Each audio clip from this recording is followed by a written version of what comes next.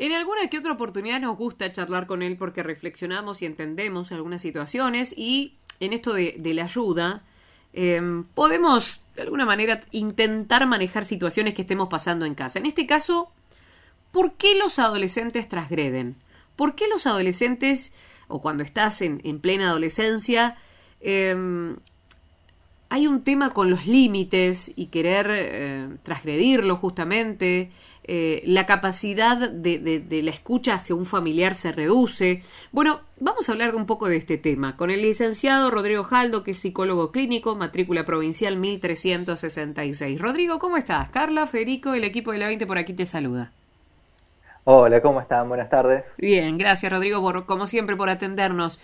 Y queriendo entender, a ver, los límites en los adolescentes, se vuelve a instalar este debate sobre los límites a propósito de distintas noticias que han pasado en esto de desobediencia, de llegar a horarios, me dijeron una hora y llego mucho más tarde de lo que corresponde, y la preocupación de la familia. Bueno, ¿qué pasa? ¿Qué es esto de la adolescencia que necesita transgredir siempre?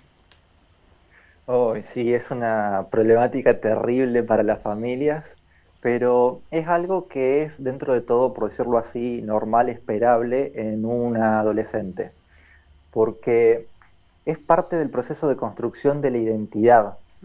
Pensémoslo como un proceso, ¿no?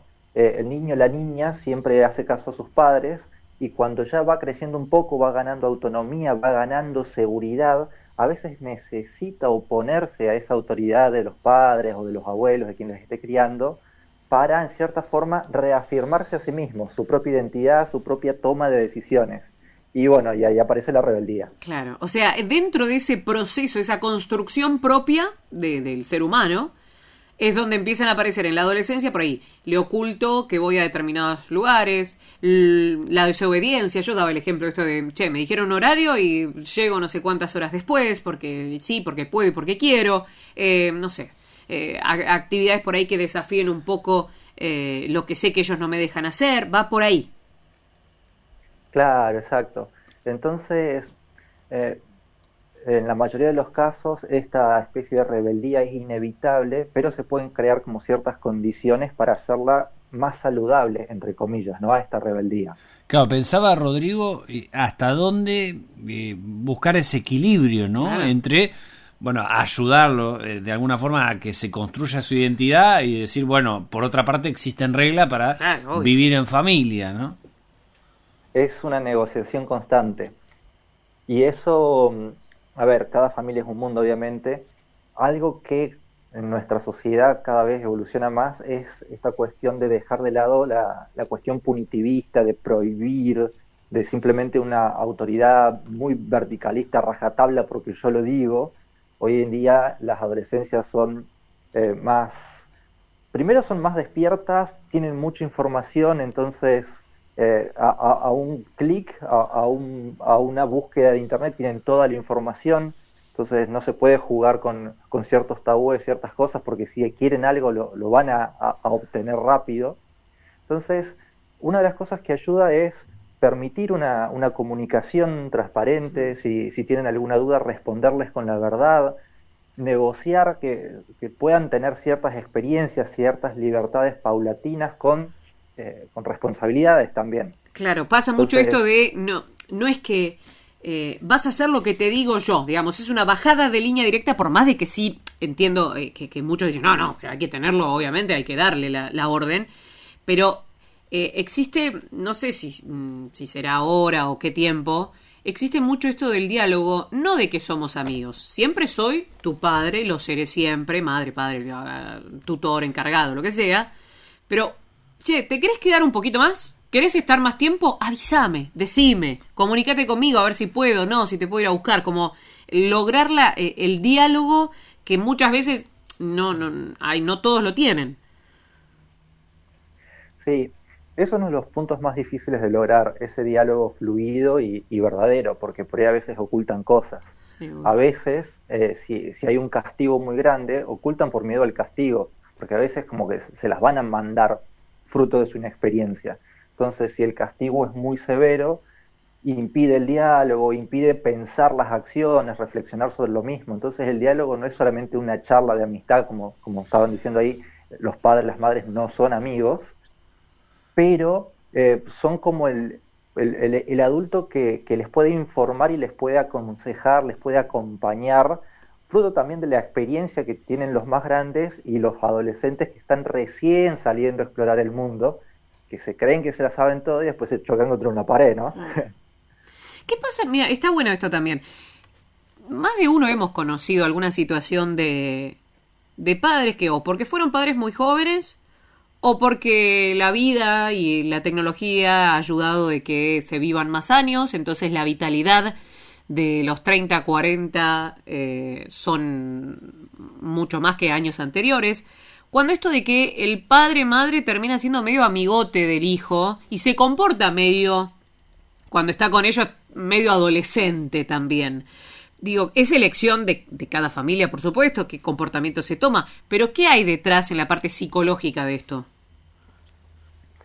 A ver, cuando esto sucede, muchas veces pierden como ese respeto a la autoridad, que hay que olvidarse de la autoridad como en ese sentido clásico, una cuestión Sí, bien, por decirlo, no sé, militar, esa autoridad brava que baja línea y no se discute, pero uno siempre tiene que estar como el adulto a cargo, el adulto responsable, el que se pueden negociar los límites, se pueden negociar las salidas, pero la última palabra es de los adultos. Uh-huh.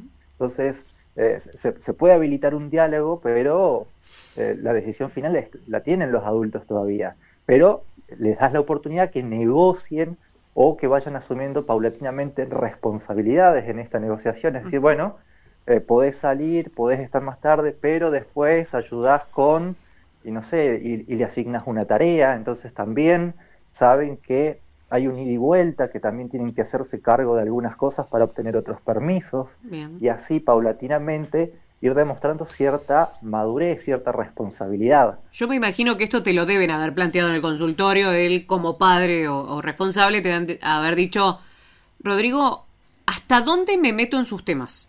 ¿Hasta dónde avanzo? ¿Hasta dónde es una cuestión de él? ¿Y hasta dónde yo puedo intervenir para lograr esa confianza con mi hijo o para que me cuente sus problemas, para que no haya una distancia entre el adulto y el adolescente?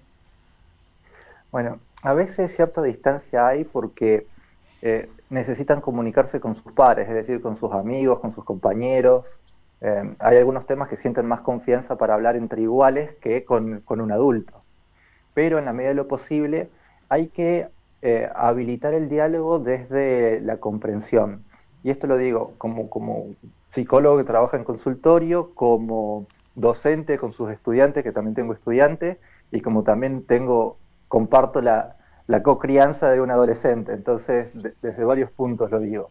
Sí, a veces hay que amigarse con el error, con la equivocación del adolescente. Sí, porque también pasa, Fede, perdón, pasa mucho esto de, ay papá, no te metas, no sabes nada vos. Y vos como, bueno, está bien, no me meto para no incomodarlo, porque si no lo alejo más y no tiene confianza en acercarme y contar sus cosas.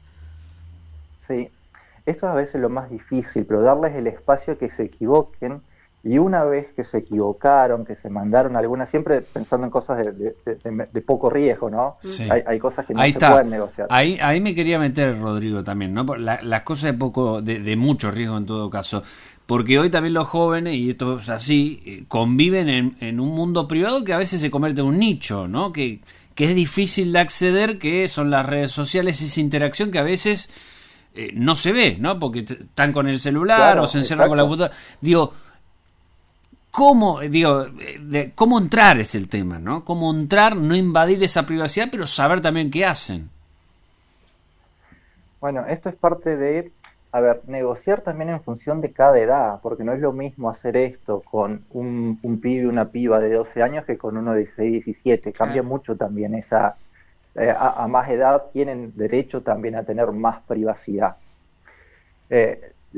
La clave pasa más que nada por construir una relación de confianza. El hecho de decir, che, mirá, si me la mandé, saber que cuento con vos y me apoyás, y después sí, tener esa instancia de reflexión, de reparación si fuera necesario, la instancia de aprendizaje a partir del error. Claro. Porque nosotros cuando éramos adolescentes también, seamos sinceros, nos mandamos algunas. Obvio, claro.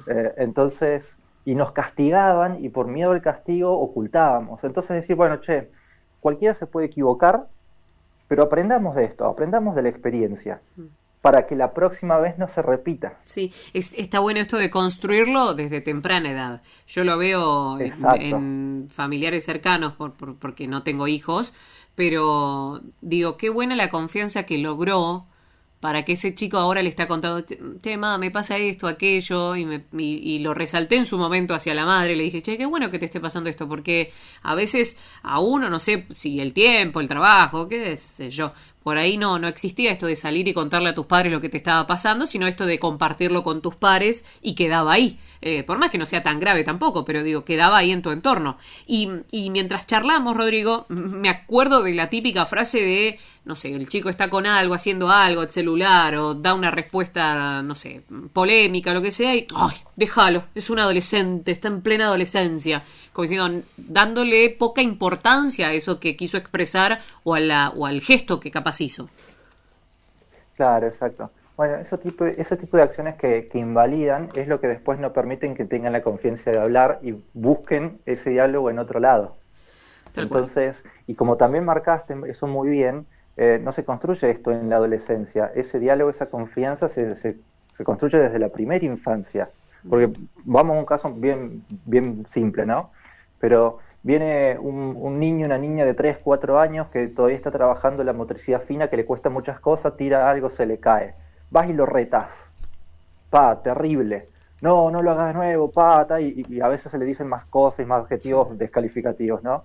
Bueno, eso mina la confianza, eso va en contra de esa construcción sana. Es decir, reparar, ver qué pasó, que vuelva a practicar de nuevo. A veces las cosas no salen a la primera, ni a la segunda, ni a la tercera. Entonces, entender los tiempos y los procesos de cada persona. Claro, por supuesto, me imagino más de uno que ahora, Rodrigo, claro. Más de uno te debe estar escuchando y decir, no, pero no sabés lo que me hizo enojar. Venía a casa, obvio, doctor. Nos hacen enojar un montón, coincido, también me han hecho enojar y bueno, pero es ahí donde uno tiene que a veces distanciarse de la crianza que nos dieron.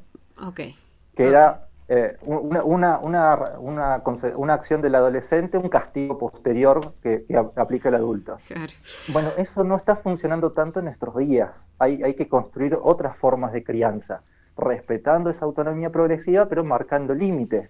Es el gran desafío de nuestra sociedad, entender hasta qué punto uno como adulto responsable puede acompañar a cada edad, en cada caso, en cada contexto, porque encima no hay una receta, y bueno, ahí es donde se transforma en un arte la crianza. Bien. Rodrigo, como siempre, es un gusto poder charlar y reflexionar acá junto con el equipo. Bueno, muchas gracias a ustedes. Hasta la próxima. Hasta la próxima. Un beso grande. El licenciado Rodrigo Jaldo, psicólogo clínico, matrícula provincial 1366.